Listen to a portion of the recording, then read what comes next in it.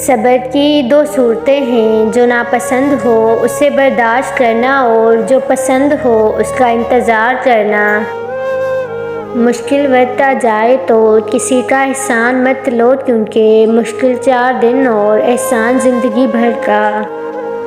تم جنت نہ مانگو بلکہ تم دنیا میں ایسے کام کرو کہ جنت تم کو مانگے۔ دوستی کا بھرم صرف وہ لوگ رکھ سکتے ہیں جن کے وجود میں سمندر جتنا دل ہو۔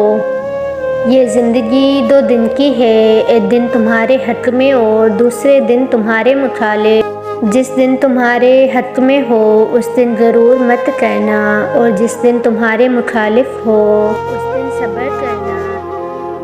ہمیشہ سچ بولو تاکہ تمہیں کبھی قسم کھانے کی ضرورت نہ پڑے۔ پریشانی میں مذاق اور خوشی میں طعنہ مت دو، کیونکہ اس سے رشتوں میں موجود محبت ختم ہو جاتی ہے۔ کوئی تم سے بھلائی کی امید رکھے تو اسے مایوس مت کرو، کیونکہ لوگوں کی ضروریات کا تم سے وابستہ ہونا تم پر اللہ کی عنایت ہے۔ خاموشی ایک عظیم نعمت ہے، خاص طور پر اس وقت جب اختلافات زیادہ ہوں، آوازیں بلند ہوں، علم کی کمی ہو اور دلیل کی کوئی اوقات نہ ہو۔ ان لوگوں پر اعتبار کرو جو تمہاری 3 باتیں بھانپ سکیں، تمہاری ہنسی میں پوشیدہ درد، تمہارے غصے میں تمہارا پیار، تمہاری خوشی میں پوشیدہ وجہ۔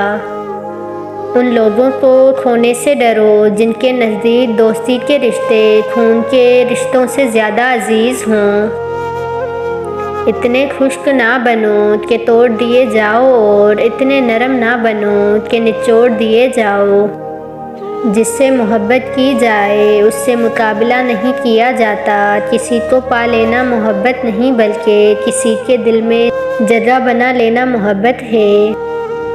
مصیبت کے وقت بھی مطمئن نظر آؤ اور مشکلات کے باوجود خوش باش رہو۔